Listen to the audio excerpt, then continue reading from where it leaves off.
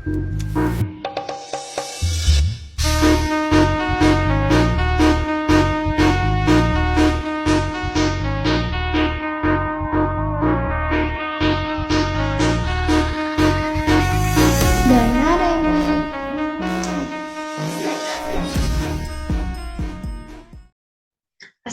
warahmatullahi wabarakatuh.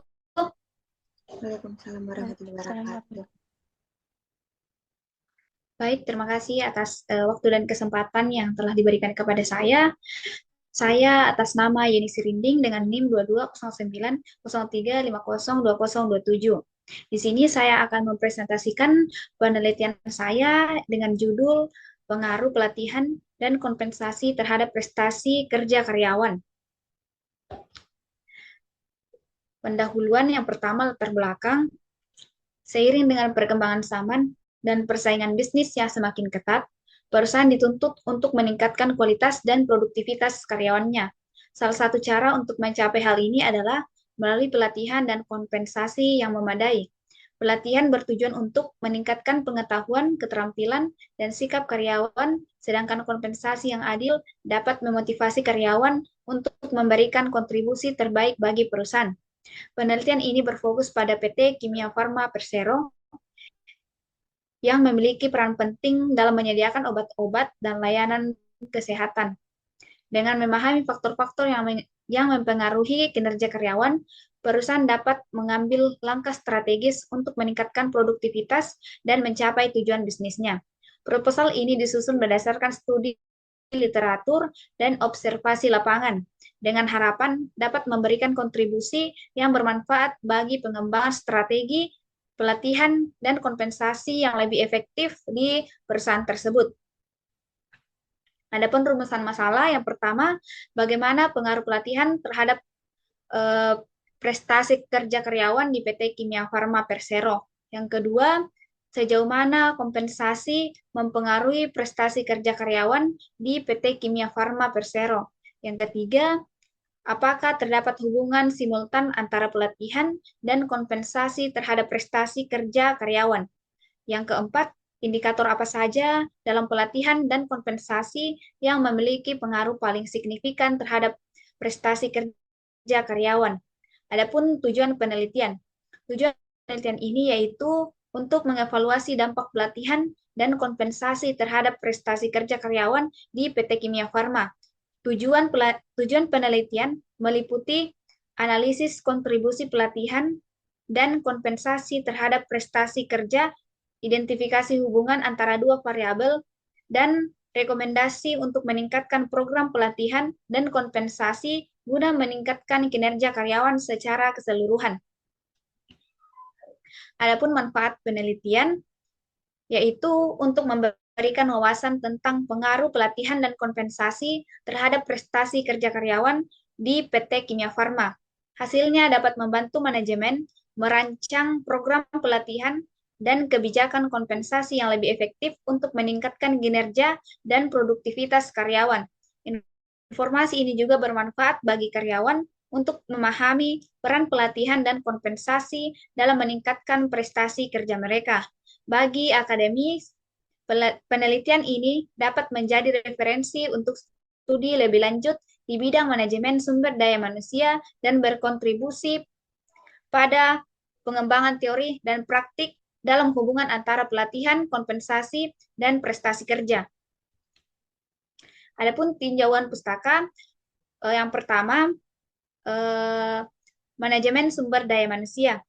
Manajemen sumber daya manusia atau MSDM adalah ilmu yang mengatur hubungan dan peran sumber daya manusia secara efisien dan efektif untuk mencapai tujuan perusahaan, karyawan, dan masyarakat. MSDM mencakup semua keputusan yang memengaruhi sumber daya manusia pada perusahaan. Yang kedua, pelatihan. Pelatihan kerja adalah serangkaian kegiatan untuk meningkatkan kompetensi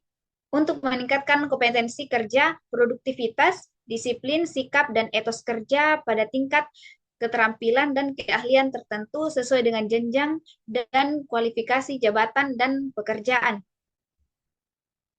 Yang ketiga, kompensasi. Memberikan kompensasi yang jelas akan berdampak positif pada peningkatan kinerja sebuah organisasi. Kompensasi dapat diberikan sebagai penghargaan atas usaha atau kerja keras yang dilakukan di luar pendapatan rutin yang diterima.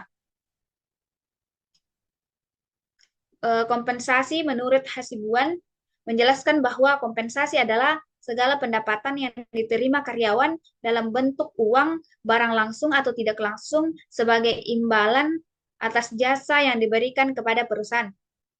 Yang keempat, prestasi kerja. Prestasi kerja adalah hasil upaya seseorang yang ditentukan oleh kemampuan karakteristik pribadinya serta persepsi terhadap perannya dalam pekerjaan itu. Kinerja adalah sepadan dengan prestasi kerja, aktual performan yang merupakan hasil secara kualitas dan kuantitas yang dicapai oleh seorang karyawan dalam melaksanakan tugasnya sesuai dengan tanggung jawab yang diberikan kepadanya.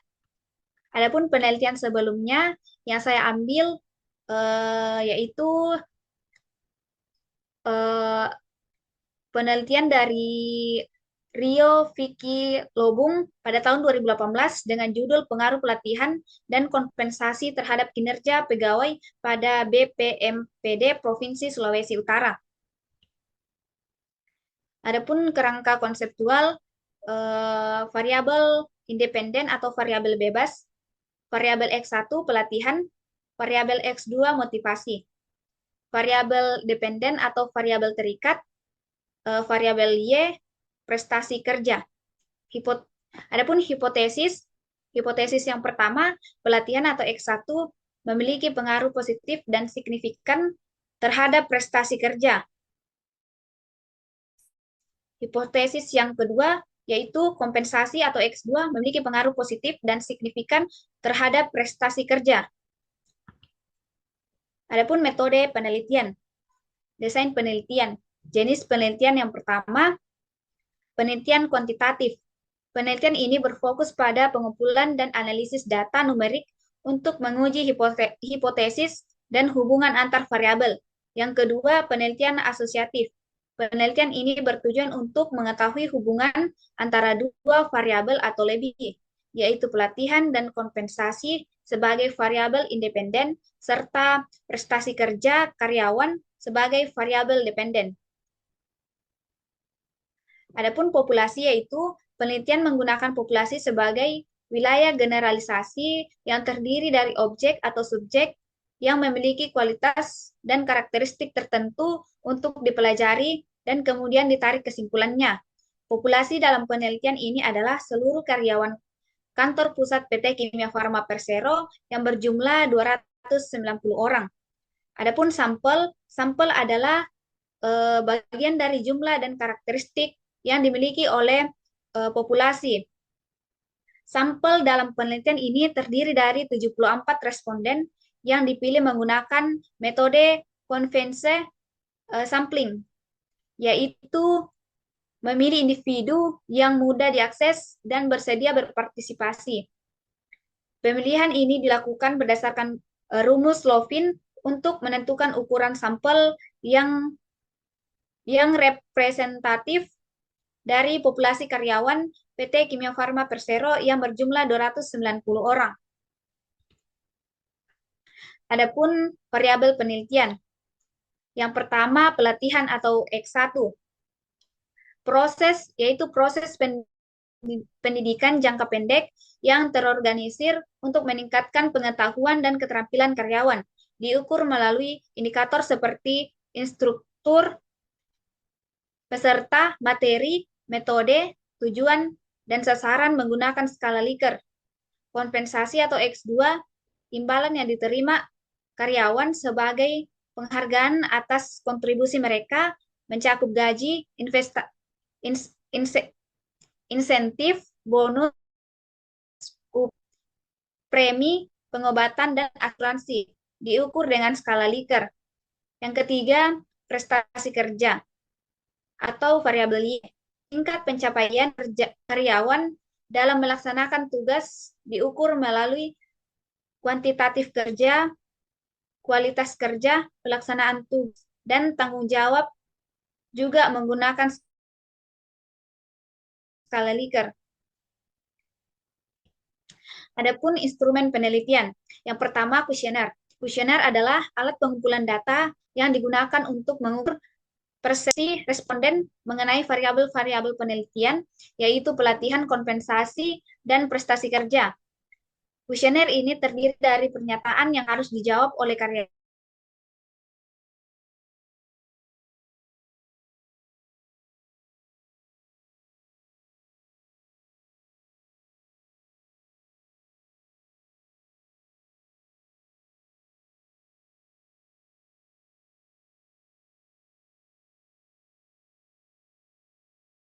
Kepustakaan, yaitu peneliti melakukan tinjauan literatur untuk mengumpulkan informasi dari berbagai sumber seperti buku, skripsi, tesis, dan karya tulis ilmiah yang relevan dengan topik penelitian.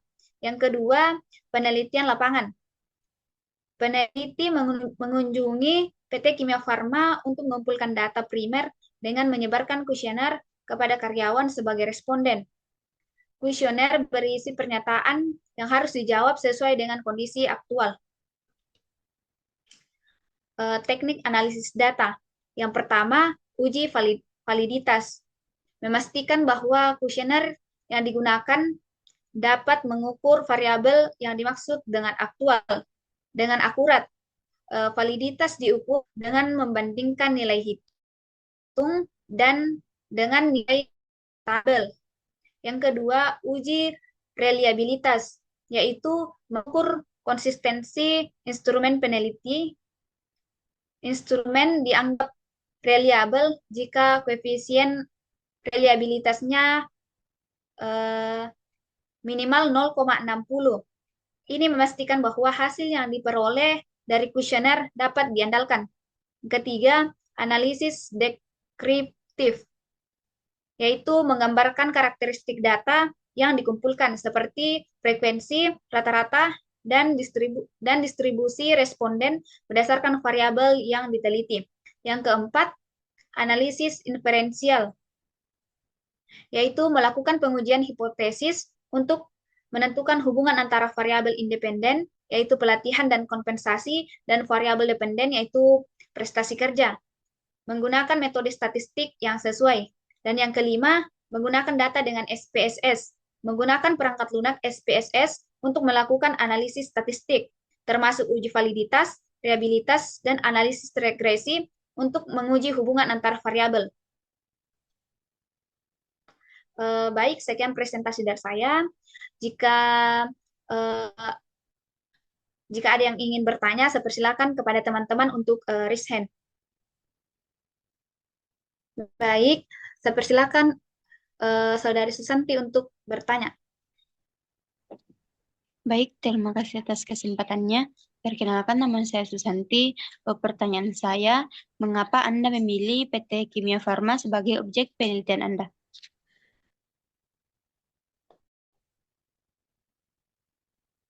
Baik, terima kasih atas pertanyaannya. PT Kimia Farma kan dalam sektor kesehatan di Indonesia. Sebagai perusahaan besar dengan tantangan kompetisi yang ketat, penting untuk memahami bagaimana pelatihan dan kompensasi mempengaruhi kinerja karyawannya. Sehingga temuan penelitian ini dapat diaplikasikan untuk membangun strategi SDM perusahaan. Sekian jawaban dari saya. Bagaimana Saudari Susan? Apakah jawaban yang saya berikan diterima atau ada sanggahan? Baik, saya terima. Terima kasih. Baik, jika masih ada yang ingin bertanya, saya persilahkan untuk raise. Baik, saya persilakan Saudari Nurfika untuk bertanya. Baik, terima kasih kesempatannya. Perkenalkan, nama saya Nurfika Rizkyanti.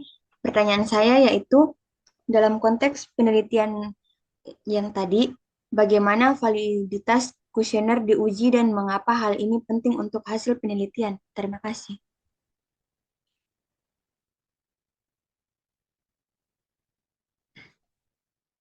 Baik, terima kasih atas pertanyaannya. Validitas kuesioner diuji dengan membandingkan nilai hitung dengan nilai tabel untuk memastikan bahwa kuesioner dapat mengukur variabel yang dimaksud dengan akurat. Hal ini penting karena validitas yang tinggi menjamin bahwa data yang dikumpulkan benar-benar mencerminkan persepsi responden terhadap pelatihan, kompensasi, dan prestasi kerja. Sekian jawaban dari saya. Bagaimana Saudari Nurfika? Apakah jawaban dari saya diterima atau masih ada sanggahan? Saya terima kasih. Jika masih ada yang ingin bertanya, saya persilakan untuk raise hand.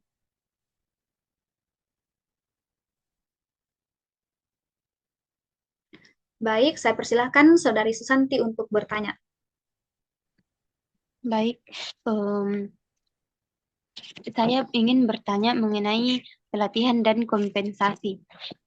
Bagaimana Anda memastikan bahwa efektivitas pelatihan dan kompensasi dapat meningkatkan prestasi karyawan di PT Kimia Farma?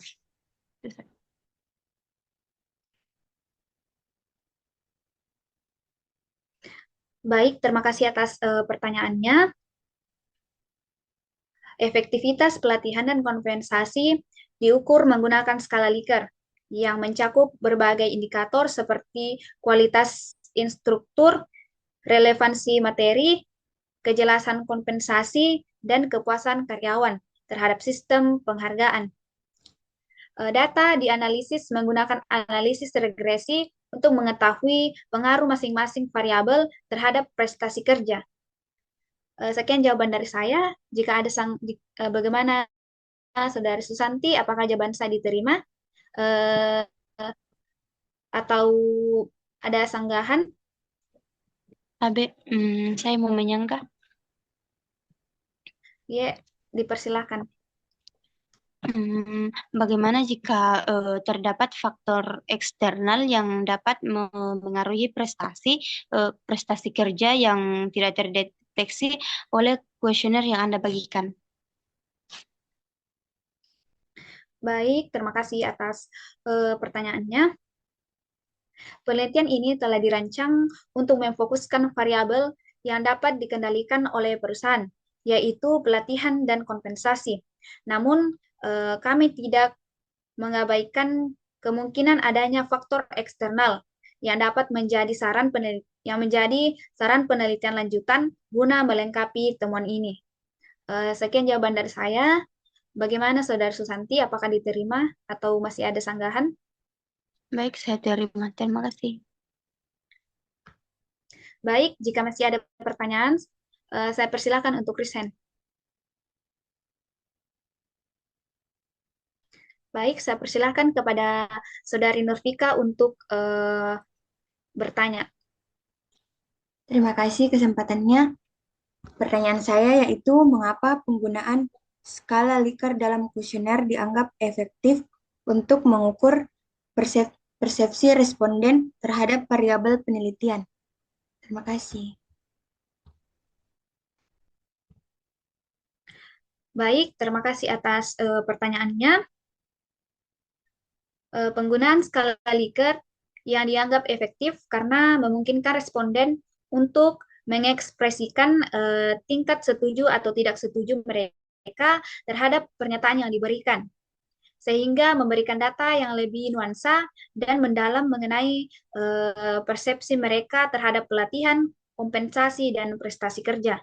Sekian jawaban dari saya. Apakah jawaban saya diterima atau masih ada sanggahan?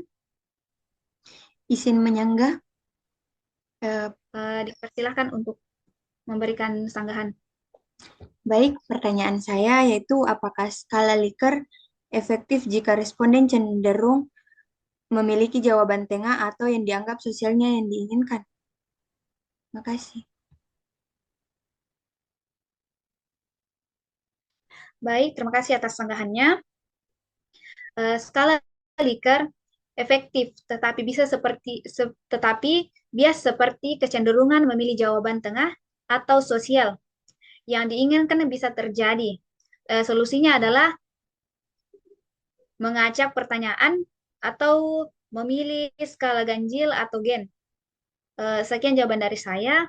Apakah jawaban saya diterima atau ada sanggahan? Baik, saya terima. Terima kasih. Baik, jika masih ada pertanyaan, saya persilakan untuk resend.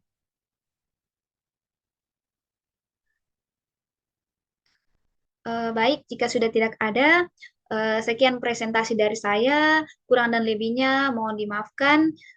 Sekian dan terima kasih.